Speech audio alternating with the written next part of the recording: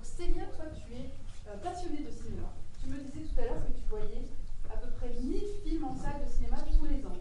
Vous vous rendez compte? 1000 films, ça fait... Pas chez moi, pas en streaming, vraiment en salle. En salle de cinéma.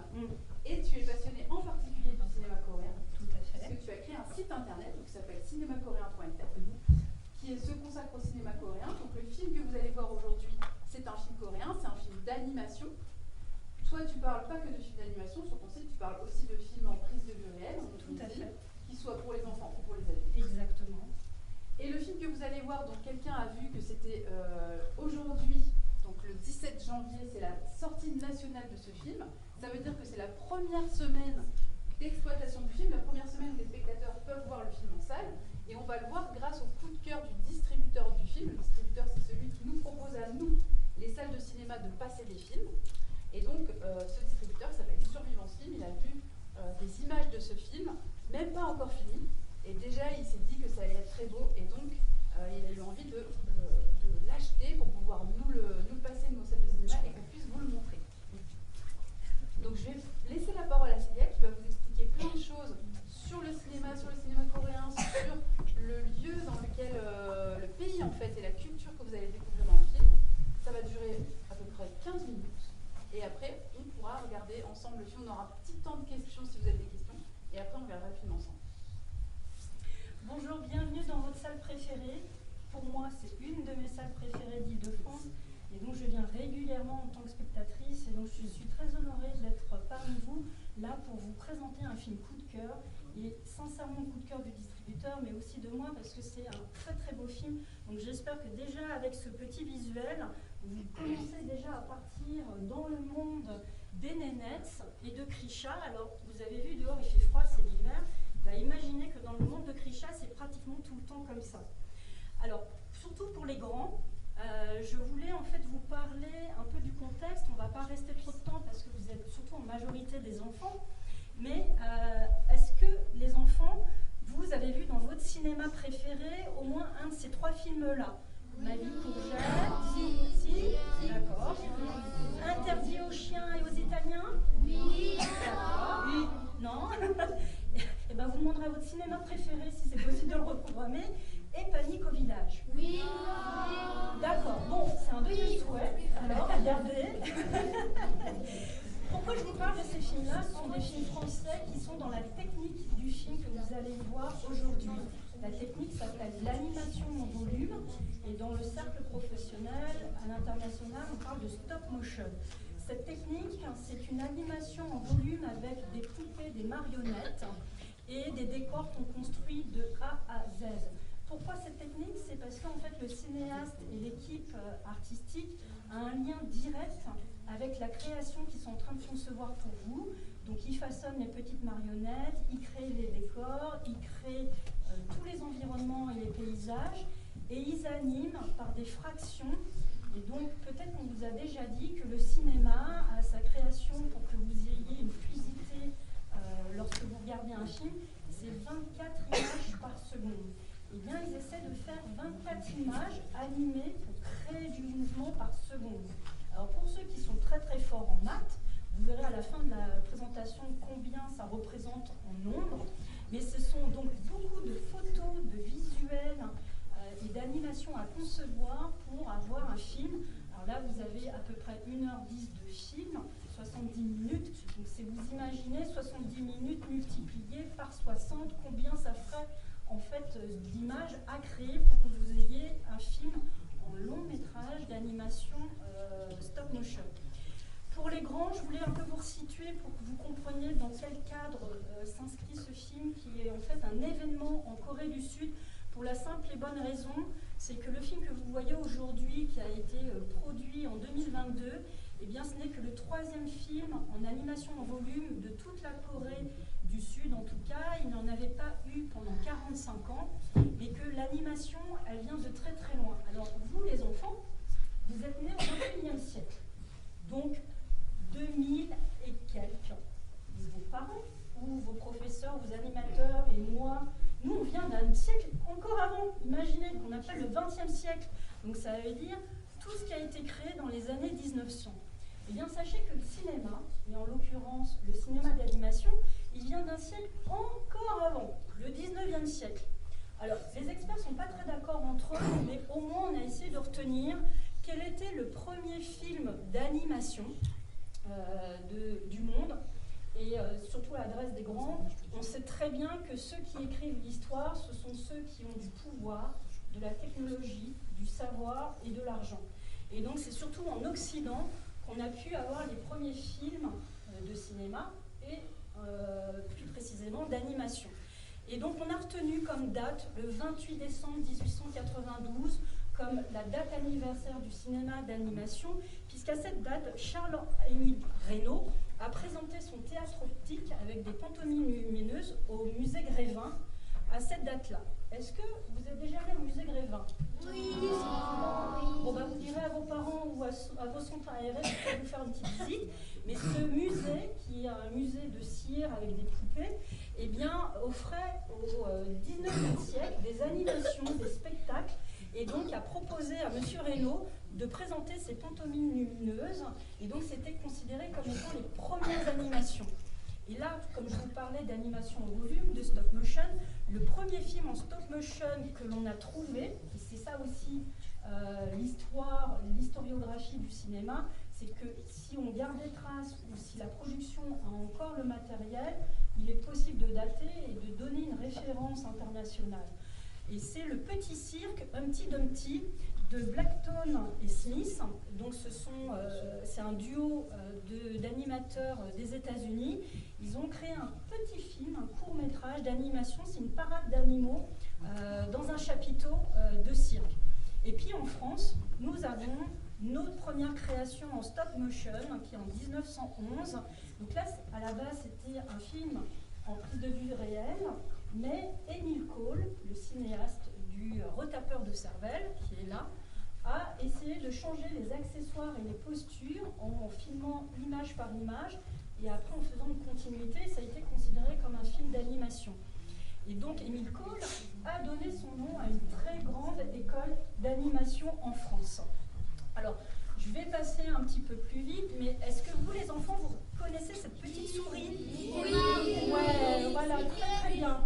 Alors, eh bien, là, vous avez la petite souris de Walt Disney et Herb Iwerks. C'est un duo aussi qui vient des États-Unis et c'est considéré comme étant le premier film d'animation ayant une bande sonore complexe. Ou est-ce que vous reconnaissez le petit sifflotement de Mickey? Alors, je ne sais pas très bien le faire, mais ils ont essayé de synchroniser avec les images. Donc, c'est considéré comme le premier film d'animation sonore avec une bande sonore complexe qui a pu être diffusée dans le monde entier. Et donc, tous ces films, pour les parents et les animateurs, vous pouvez les trouver facilement parce qu'ils sont tombés dans le domaine public. Donc, vous pouvez taper dans des moteurs de recherche. Je vous redonnerai les références à la fin. Mais là, c'est un enjeu pour Disney parce que plein d'œuvres de Disney vont tomber dans le domaine public à partir de cette année. Pourquoi je vous parle en fait de ces exemples? C'est parce que, comme je vous le disais en introduction, c'est toujours les plus riches, les plus puissants qui arrivent en fait à inscrire une histoire dans le monde entier, que ce soit par les technologies ou les arts. Et bien là, en l'occurrence, le cinéma d'animation, et que la Corée du Sud a été très très lente à se mettre en œuvre, puisque ça a été un pays colonisé par des empires. Vous pouvez retenir une image. La Corée, c'est une petite crevette entre deux baleines. La Corée est en fait entourée de grands empires, que ce soit la Chine et le Japon, et qu'elle a été continuellement colonisée, occupée par des pays beaucoup plus puissants qu'elle. Et puis aussi, il y a une colonisation technologique et culturelle. Les États-Unis sont arrivés, d'autres pays d'Occident, que ce soit le Royaume-Uni ou la France. Et donc la Corée a connu le cinéma et le cinéma d'animation grâce à tous ces pays puissants qui ont créé des œuvres cinématographiques avant elle. La Corée du Sud a pu, enfin la Corée tout court, a pu se former auprès des pays colonisateurs, donc en l'occurrence le Japon, et a commencé à créer ses premières œuvres. Donc on a la trace de Rêve de chien en 1936 parce que un journal en Corée en parlait, mais nous n'avons pas de trace de ce film. Et c'est ça qui est toujours très très compliqué. L'un des films les plus connus, c'est une petite publicité qui s'appelle La pâte de dentifrice chanceuse. Et vous voyez, il a fallu attendre 20 ans entre ces deux films. C'est connu et c'est très populaire en Corée du Sud parce que c'est passé dans le cinéma jusque dans les années 80. Et le premier film dit artistique d'animation, c'est un court-métrage, c'est La sauterelle et la fourmi. Et vous voyez, il a fallu encore attendre longtemps pour qu'on ait le premier film qui signe en fait la naissance du cinéma d'animation coréen.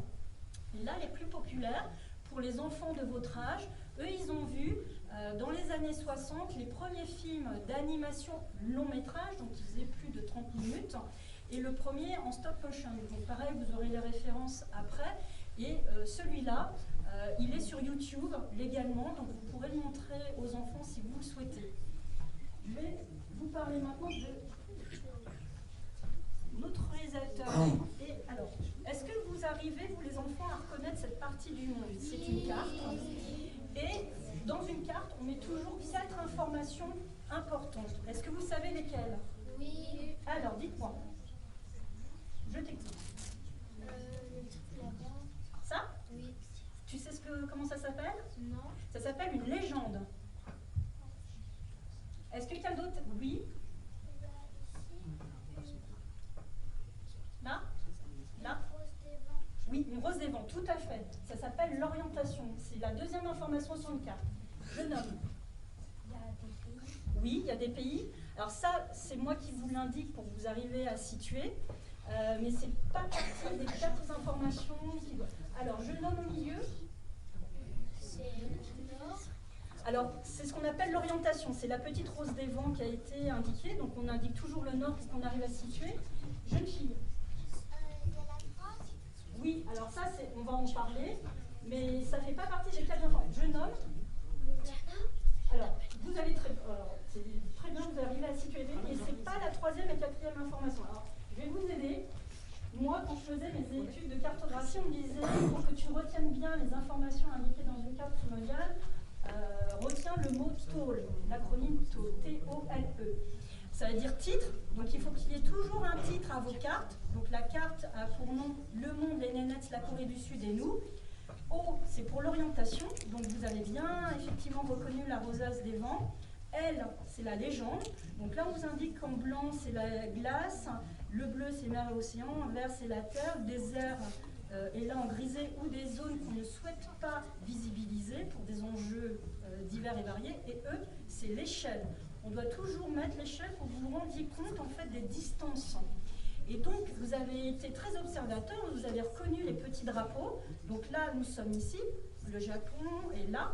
Et le pays dans lequel on va aller s'immerger pendant 1h10, c'est la Yamali. C'est en fait une péninsule qui fait partie de la Russie. Donc c'est en Asie, ce continent très très vaste. Et on va partir en Yamali, cette petite province où vivent les Nénettes. Alors je voulais vous montrer quelques images de mode de vie des Nénettes qui est articulé autour de grands enjeux culturels. C'est un peuple nomade. Est-ce que l'un de vous sait ce qu'est le nomadisme? Non? Eh bien, en fait, ce sont des personnes qui, par choix ou par capacité, doivent vivre de façon non sédentaire, c'est-à-dire pas du tout comme nous. Vous vivez près de Pantin ou à Pantin, vous allez vivre là pendant un certain nombre d'années. Eh bien, les Nénettes, eux, ont fait le choix, ou pour des raisons climatiques ou autres, de vivre de façon non sédentaire, c'est-à-dire se déplacent dans la région où elles vivent, soit pour trouver à manger pour les rennes qu'ils élèvent, soit pour des conditions de saison, parce qu'il fait meilleur à certaines saisons ou pas, donc se déplacent au fur et à mesure de l'année. Donc là, vous voyez un des paysages qu'ils connaissent, eux, c'est ce qu'ils vivent au quotidien, ça s'appelle la toundra. Ça leur permet de pouvoir emmener leurs élevages. Nous, on voit que des barres d'immeubles, des rues, etc. Nous, c'est notre quotidien. Eh bien, pour eux, c'est ça. Et quand c'est la nuit, ils vivent en communauté dans des petites tentes qu'on appelle des tchounes.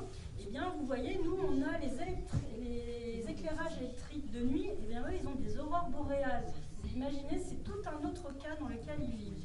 Et puis, ils ont des croyances qui sont très, très importantes. Cette spiritualité, ils ont des croyances autour de la faune et donc vous allez découvrir le maître de la forêt dans ce film, qui est en fait un ours. Est-ce que vous avez des animaux préférés? Oui. Alors, je vais essayer d'interroger. Oui, jeune homme. Moi, c'est un chien. D'accord. Alors, jeune fille. Moi, c'est surtout les animaux féroces parce qu'ils sont protecteurs et ils protègent les gens. Ah ben justement, question.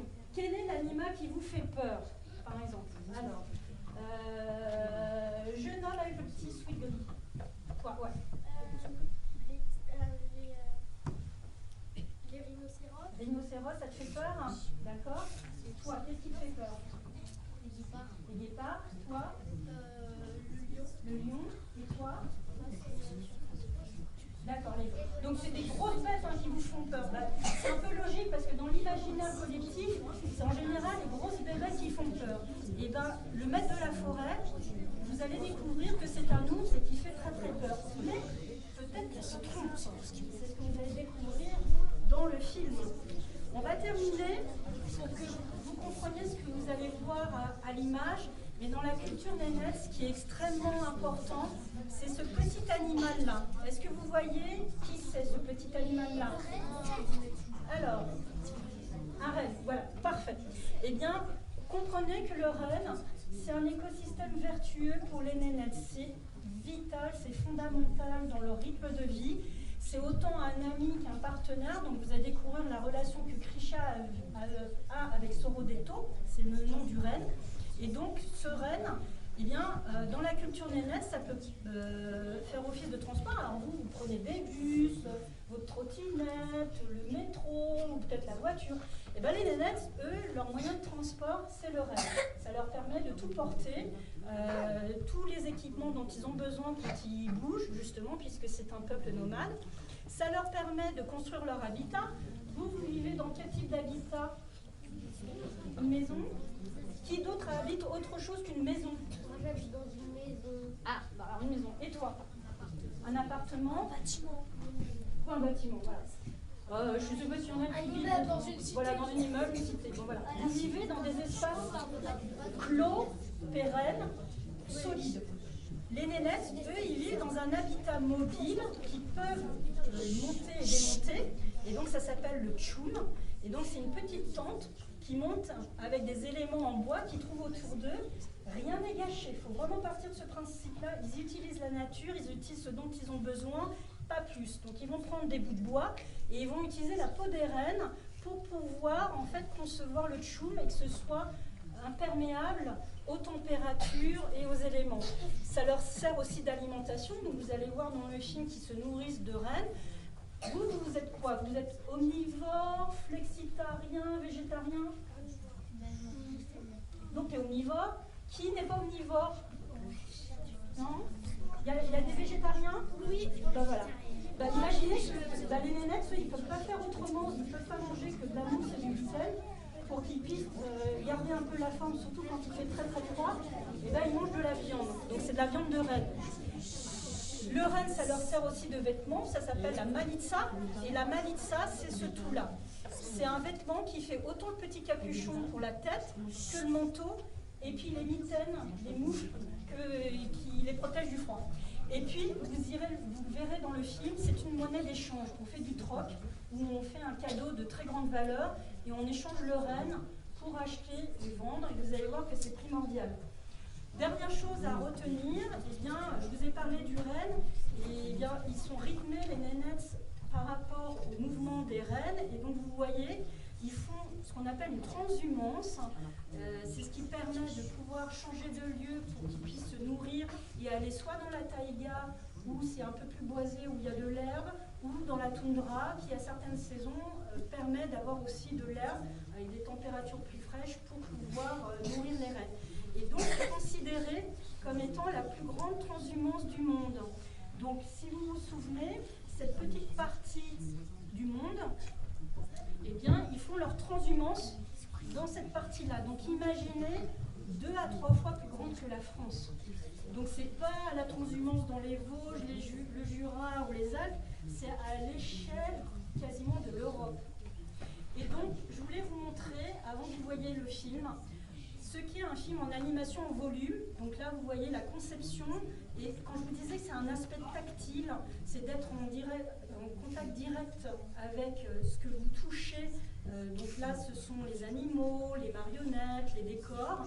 Et ça tenait à cœur en fait au cinéaste. C'est pour ça qu'il a choisi cette technique d'animation tout simplement. C'est de pouvoir être directement avec son œuvre.